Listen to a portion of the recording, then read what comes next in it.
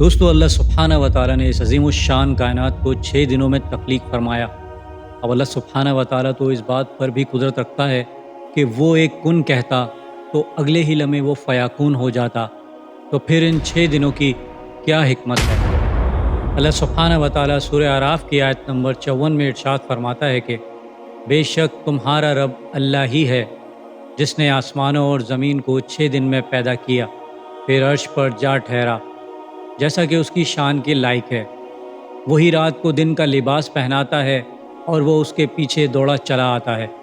اور اسی نے سورج چاند ستاروں کو پیدا کیا اور سب اسی کے حکم کے مطابق کام میں لگے ہوئے ہیں۔ دیکھو سب مخلوق بھی اسی کی ہی ہے اور حکم بھی اسی کا ہے۔ یہ اللہ تمام جہانوں کا رب بڑی برکت والا ہے۔ اس آیت مبارکہ میں اللہ سبحانہ و تعالیٰ مخلوق کو خبر دے رہا ہے کہ اللہ ہی ہے جس نے زمین و آسمان اور پوری کائنات کو تخلیق کیا، اور اللہ سبحانہ و تعالیٰ نے ان تمام چیزوں کو 6 دن میں پیدا فرمایا۔ تخلیق کائنات کا یہ ذکر قرآن کریم میں تقریباً 7 مقام پر بالکل ایک جیسا ہی کیا گیا ہے۔ سورہ اعراف کی آیت نمبر 54 میں، سورہ یونس کی آیت نمبر 3 میں، سورہ ہود کی آیت نمبر 7 میں، سورہ فرقان کی آیت نمبر 59 میں، سورہ سجدہ کی آیت نمبر 4 میں، سورہ کاف کی آیت نمبر 38 میں، اور سورہ حدید کی آیت نمبر 4 میں، اور ان تمام آیات میں زمین و آسمان کو 6 دن میں بنانے کا ذکر آیا ہے۔ اب سوال یہ پیدا ہوتا ہے کہ یہ 6 دن کون سے تھے اور اس کا تعین کیسے کیا جائے، جبکہ تخلیق کائنات سے پہلے تو سورج کا بھی وجود نہ تھا، اور سورج کے طلوع اور غروب ہونے کو ہی دن کہا جاتا ہے۔ دوستو اس بات کا جواب بھی ہمیں قرآن کریم سے ہی ملتا ہے، جہاں 2 الگ الگ ٹائم کے بارے میں بتایا گیا ہے۔ سورہ حج کی آیت نمبر 47 میں یوں ذکر آیا ہے، بے شک تمہارے رب کے ہاں ایک دن ایسا ہے جو تم لوگوں کی گنتی کے 1000 برس کے برابر ہے۔ اور سورہ معارج کی آیت نمبر 4 میں تو ایک دن 50,000 سال کا بتایا گیا ہے۔ اب یہاں میں آپ کو قرآن کریم اور ان آیات سے اس کائنات کی عمر بتانے جا رہا ہوں۔ سورہ حج کی آیت نمبر 47 میں 1000 برس کے دن کا ذکر آیا ہے، اور 1000 کتنے ہیں یہ لفظ نہیں لکھا، جبکہ ہم اسے 1000 سال ہی گنتے ہیں، مگر یہ سورہ حج کی 47ویں آیت ہے، یعنی ہم فرض کر لیتے ہیں کہ 47 کو 1000 سے ملٹیپلائی کر دیتے ہیں، تو جو جواب آتا ہے وہ 47,000 ہے۔ اور سورہ معارج میں تو بالکل ایگزیکٹ 50,000 سال کا دن بتایا گیا ہے۔ اب قرآن کریم کا معجزہ یہاں سے شروع ہوتا ہے۔ 47,000 کو ملٹیپلائی کر دیں 50,000 سے، تو جواب آتا ہے 2,350 ملین ایئر۔ اور اب اس کو اللہ سبحانہ و تعالیٰ کے بتائے ہوئے 6 دنوں سے ملٹیپلائی کر دیں، تو جو جواب آئے گا آپ بھی سبحان اللہ کہنے پر مجبور ہو جائیں گے۔ جواب ہے 14.1 بلین ایئر، یعنی تقریباً لگ بھگ 14 ارب سال۔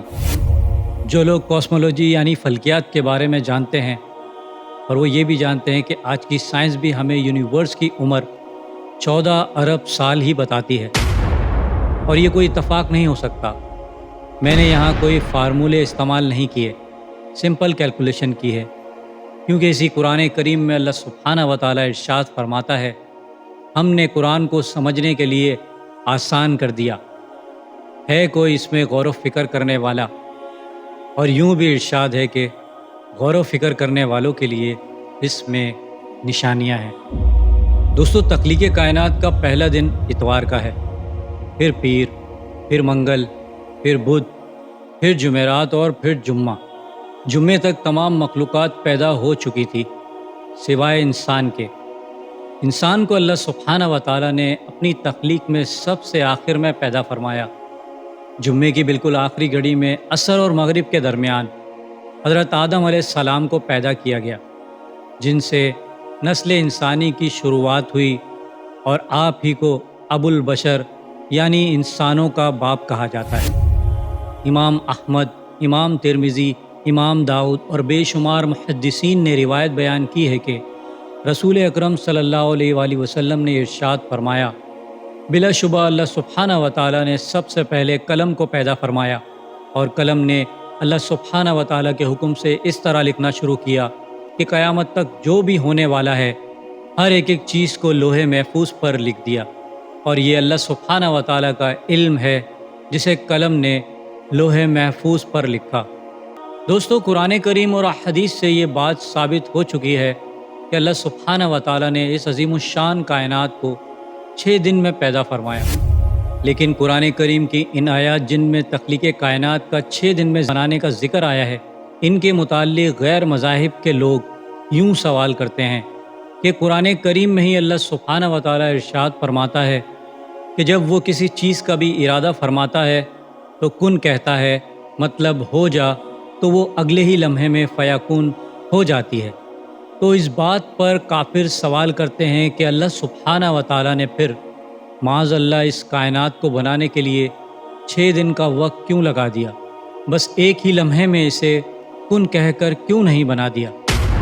تو اس بات کا جواب یہ ہے کہ بے شک اللہ سبحانہ و تعالیٰ ہر چیز پر قادر ہے کہ وہ ایک لمحے کے بھی کروڑویں حصے میں سے بھی کم وقت میں یہ کائنات اور اس ہی جیسی کروڑ ہا کروڑ کائناتیں تخلیق فرما دے، لیکن اتنے عرصے اور فکس 6 دن میں ہی بنانا جو کہ انسان کے اربوں سال بنتے ہیں، اس میں بھی اللہ سبحانہ و تعالیٰ کی عظیم حکمت شامل ہے۔ اور اس عظیم الشان تخلیق کے پیچھے ہم انسانوں کے لیے وہ علم پوشیدہ ہے کہ جس علم کی وجہ سے ہم اپنے خالق کائنات کو جان سکیں کہ کوئی عظیم بادشاہ ضرور موجود ہے کہ جس کے ہاتھ میں یہ تمام بادشاہی ہے، جو اس کائنات کے وجود کو اتنا پرفیکٹلی چلا رہا ہے۔ اور ہم انسان تو آج بھی اسی کھوج میں لگے ہوئے ہیں، اور ہم آج اس نتیجے پر پہنچے ہیں کہ یہ کائنات ایک بہت بڑے دھماکے یعنی بگ بینگ سے وجود میں آئی، جس کی کھوج آج سے قریب 100 سال پہلے ہی ہوئی ہے۔ اور بڑے بڑے سائنسدان مثلاً Einstein, Edwin Hubble, Stephen Hawking اور ان جیسے کئی اور سائنسدان جو یہ بتاتے ہیں کہ یہ کائنات 14 ارب سال پہلے وجود میں آئی۔ دوستو، اب سمجھ آ رہا ہے کہ ہمارا رب ہم سے کیا چاہتا ہے۔ وہ چاہتا ہے کہ ہم انسان اس رب کی عظیم الشان کاریگری کو دیکھیں اور اس کو پہچاننے کی کوشش کریں۔ دوستو، اب ہم اگر ان تمام باتوں کو دیکھیں تو میری ناقص عقل کے مطابق اگر اللہ سبحانہ و تعالیٰ ایک کن سے یہ عظیم کائنات کو تخلیق فرما دیتا تو شاید آج نہ تو ہم کاسمولوجی پڑھ رہے ہوتے اور نہ ہی کسی بھی قسم کی سائنس کا وجود ہوتا، اور نہ ہی کوئی شخص یہ بتا پاتا کہ یہ عظیم کائنات ایک بہت بڑے دھماکے سے وجود میں آئی، جس دھماکے کے بارے میں تقریباً 1450 سال پہلے ہی قرآن کریم کی سورہ انبیاء کی آیت نمبر 30 میں بتا دیا گیا تھا۔ قرآن کریم کی جن 7 آیات میں 6 دن کا ذکر کیا گیا ہے، ان آیات میں آگے کوئی نہ کوئی میسج ضرور موجود ہے جو شاید آج تک ہم سمجھ ہی نہیں پائے۔ سورہ اعراف کی آیت نمبر 54 میں تخلیق کائنات کے 6 دن کے ذکر کے بعد دن رات کے بارے میں بتایا جا رہا ہے، اور یہ بھی کہ سورج، چاند اور تمام ستارے کس طرح سے اپنے اپنے آربٹ میں روٹیٹ کر رہے ہیں، یعنی اس آیت میں نظام شمسی کا پورا کانسیپٹ سمجھایا گیا ہے۔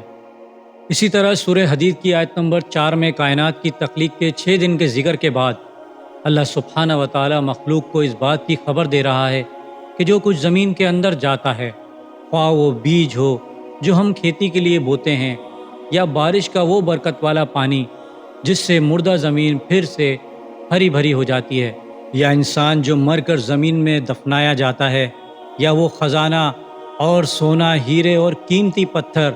جو اس زمین کے اندر سے نکلتے ہیں، یا پھر وہ دھاتیں جو ہم انسان اپنی ضرورت کے لیے استعمال کرتے ہیں، اور سب سے بڑھ کر ہماری انرجی کو پورا کرتا وہ تیل